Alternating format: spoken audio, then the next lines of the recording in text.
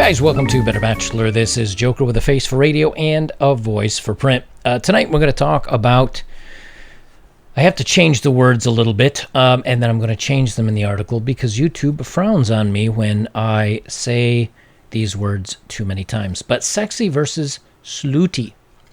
Let's talk about the difference between the two. You know, when a lot of times when I'm asked as a bachelor, as a single guy, hey, what is it you don't like about women today?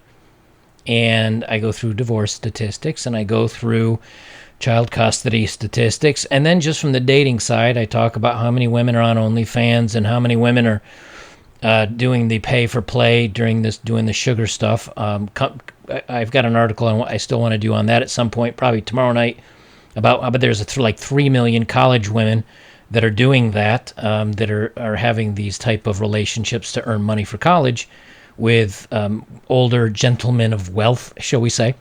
And come to find out, there's only like 11 or 12 college students, female college students enrolled every year, which means like 25% of them are doing this. I know of someone personally that did it, and I was really surprised. Like, I never thought that somebody I actually knew would go on one of these sites to meet up with a Splenda man and do this kind of thing. But what I want to talk about is some of the things that women have done. You know, if you're into casual dating and you're a relatively successful, good-looking guy, it's not that difficult to go out and get some action, whether it's on the dating apps, whether it's out in the dating world.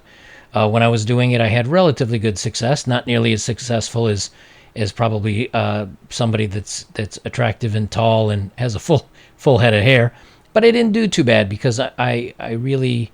I don't take anything too personally, and rejection doesn't bother me. So maybe it's a sheer numbers game for me because I could go up and talk to anybody about anything and see if something would happen for me. But the thing about it is today that there's so few that I find that I actually want to talk to and that I actually want to date. And Dr. Taylor Burrows wrote an interesting article for Evie magazine. She wrote a great article about, you know, being attractive versus being easy. Maybe those are the two words that I'll use for this article. And what it is that women are doing wrong and what we guys are seeing, and it's lowering the value of women in our eyes. You know, if you were to bring forth even a relatively attractive woman that has her stuff together and hasn't had a plethora of partners and isn't emotionally damaged and dresses nicely and is still feminine and eloquent and classy, then that's what guys are looking for. However, you know, wearing tight clothes that reveal everything, don't get me wrong, guys love to look at that. Don't get me wrong, guys would love to have their way with that. However, they do not want to introduce that to mom. They don't want to date that long term. And I think this is one of the big reasons why a lot of us guys, and I'd like to hear your opinions after the video, I think this is why a lot of us guys have just walked away from it all. So let's get reading on this, and I want to see what you guys think and if you agree with Dr. Taylor's take on this. And then I have another article by one of my favorite writers that's actually one of my favorite female writers, Rotten Wildflowers, and she writes some good salient points on another article. So, we'll say classy versus classless, or attractive versus easy. Let's talk about the big difference between the two. What do modest, attractive, and easy really mean? Contrary to popular opinion, modesty and attractive appeal aren't mutually exclusive at all. In fact, the ideal woman has a beautiful blend of both. Who doesn't want to be the ideal woman? These qualities are descriptive of her presence and the quality of character she displays that defines her as attractive, healthy, feminine woman who is respectable, selective, and classy. And, you know, it's the thing is, I've been turned down by women before. I mean, we all have as guys. But there's the woman that is classy and attractive and feminine and turns you down and, I'm not really interested, but thank you, is a big difference than a lot of the turn downs that guys get today, where they may be texting with somebody, a screenshot's taken, it's put up on a forum in Reddit, and then women like roast this guy over maybe many of the ways he might have tried to ask a woman out. It's a different game today. And if you're the least little bit timid or incapable of talking to a woman, it makes men just want to shut themselves out and not be a part of it. They continue on. When you think of an easy woman, what comes to mind? What about when you think of a classy woman? Can you define the difference? And again, you guys can probably see the text on the screen here.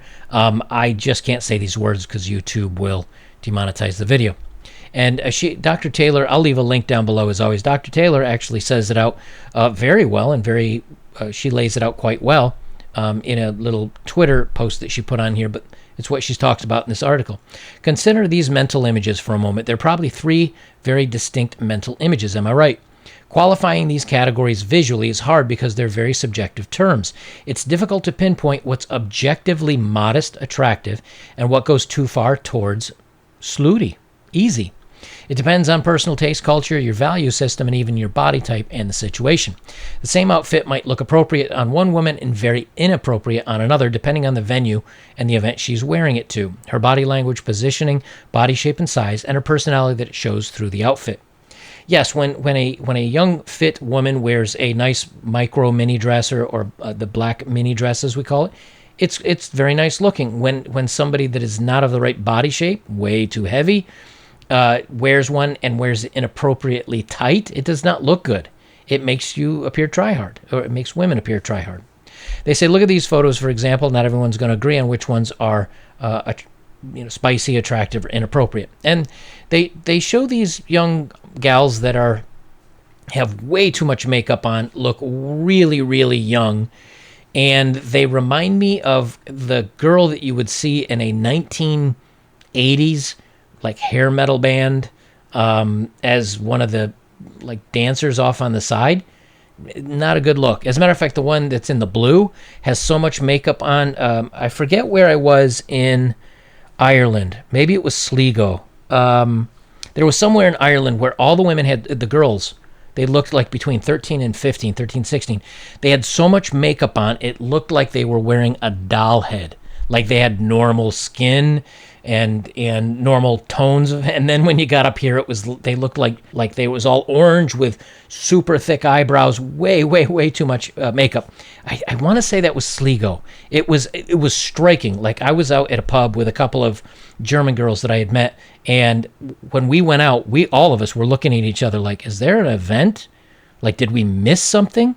And we asked one of the local guys next to us at the pub, and he's like, no, that's just how the girls dress or put their makeup on when they come out. And we're like, but they look ridiculous. He's like, yeah, I know. That's just what they do. And that's what this girl with the super thick eyebrows and the way caked on makeup looks like, because she looks like she's 12.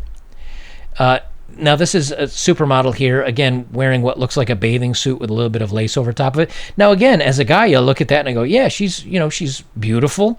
I'm sure her body is wonderful underneath that. It certainly looks wonderful outside of that. But it's not classy. It's not elegant. It's just spicy.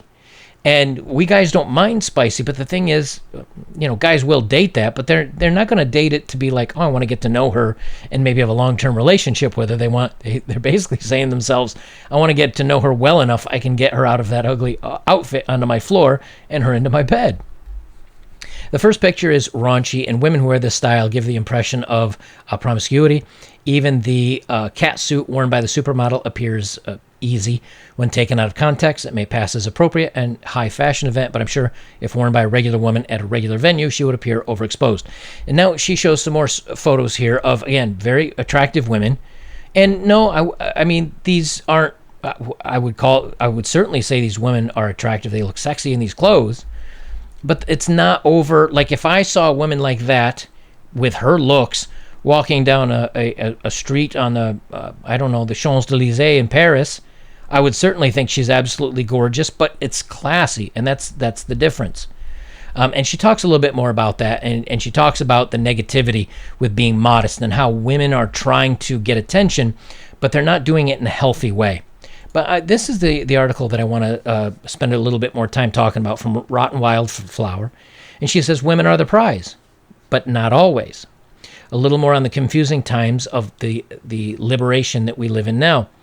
And the interesting thing is that, again, when men, and one of the reasons why I'm out is because it's it's easy to get easy satisfaction today. Today is the you want to watch a movie instantly, you can search it up, download it from a certain website if you use torrent, things like that. You can rent it. You can go to Hulu. It may be on there. You can have your own digital library, and whatever you want to watch, you click it and you watch.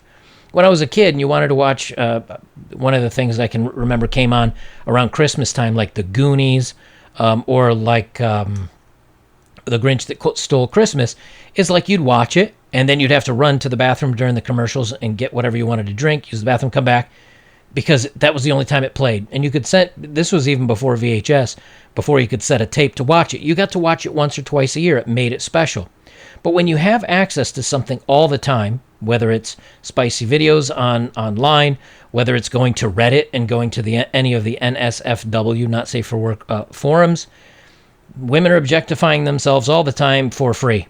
And then when you go out on dates and they give it up too easy, it holds no value. Now, I know some of you may not have access to that and have not been successful in dating, and so you think it has a lot of value.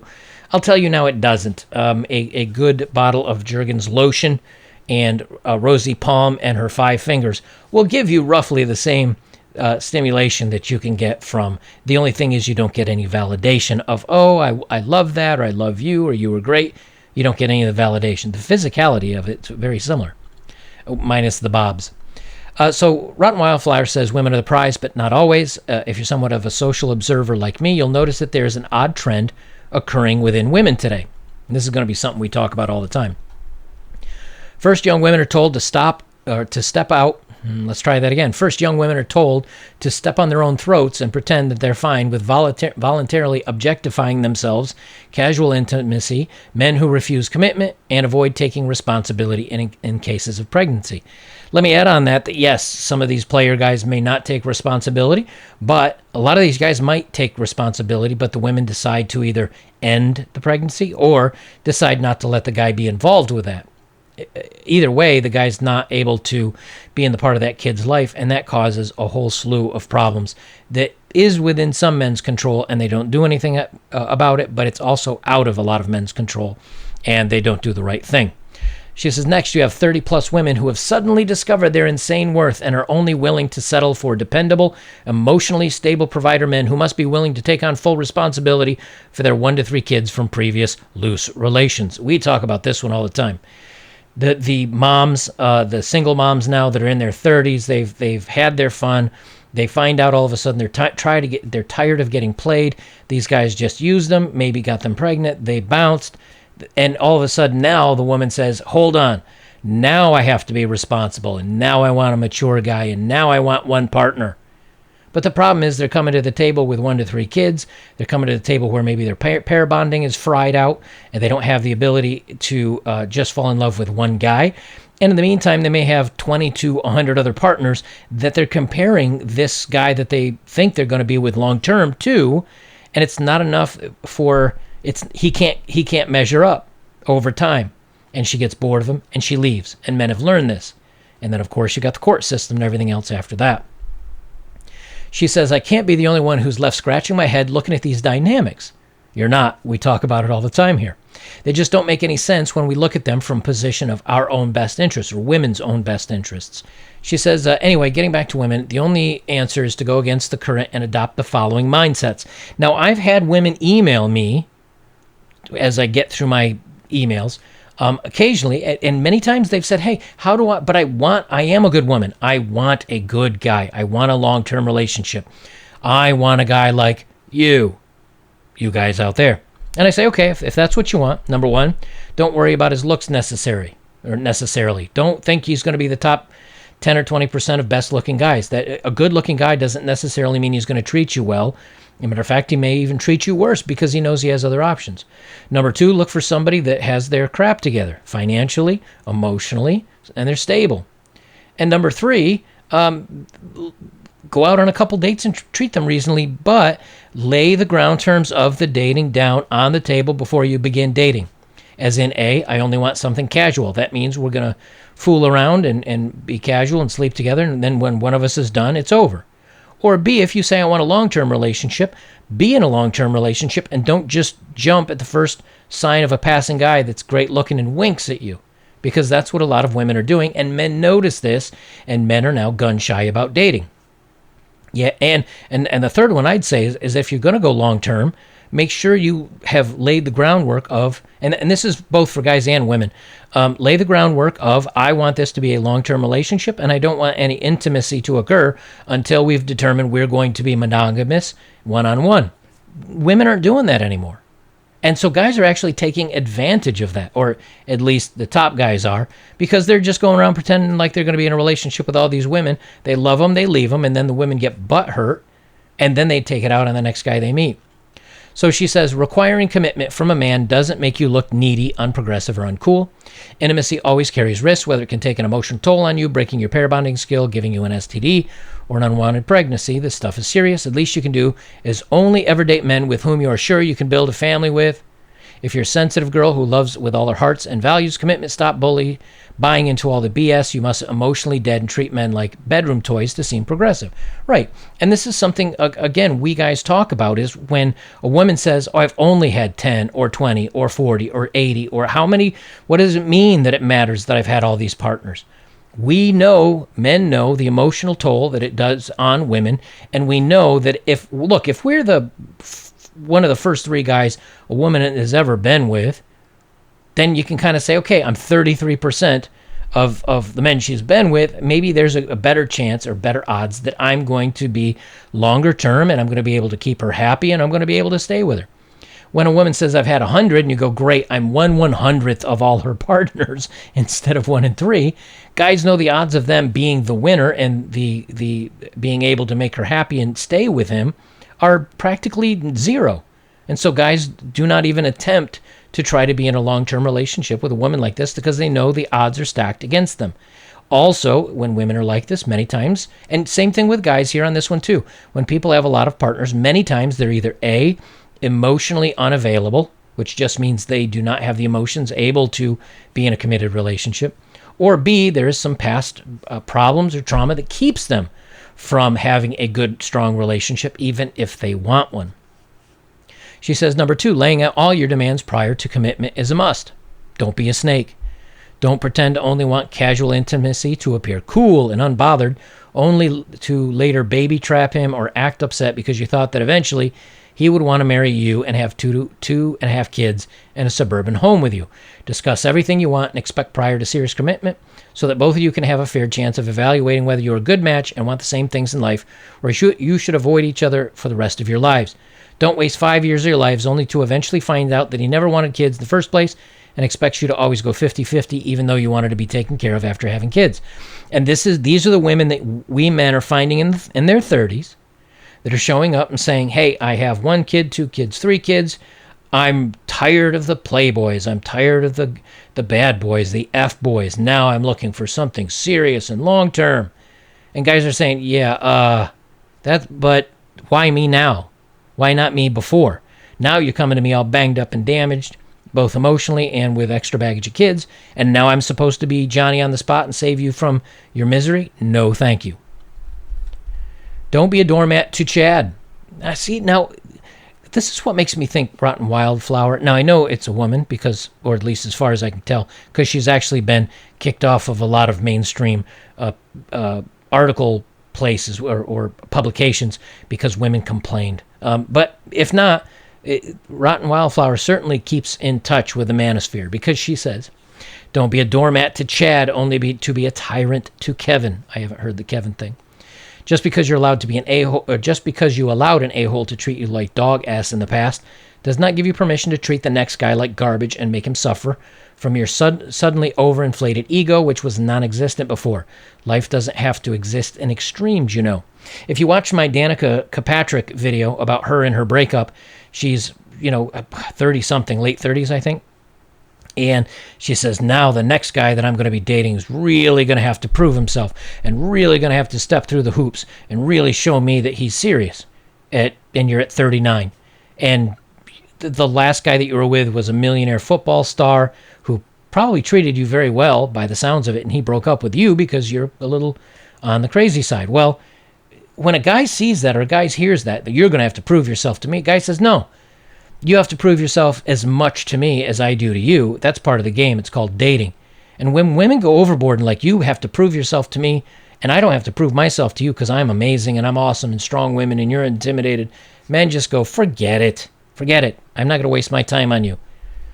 Lay off the masochism. In a healthy relationship, two mature adults, there are no mixed signals, roller coaster emotions, or teary breakdowns. If you keep going back to someone who constantly hurts you and is never there for you, you are the problem and you like not being liked. Yeah, or you think that eventually you're going to change Alpha Chad's mind into somehow liking you and not give the regular Joe Schmo down the street a chance. And that's, again, a lot of guys today just feel like we don't get it. Hey, I've never gotten a chance. We don't get chances to go out there and date. And so I'm out. Unfortunately, I think that's the case with a lot of guys today, is they have even never really got a chance. And they just said, rather than pounding my head up against this brick wall, I'm just going to move on.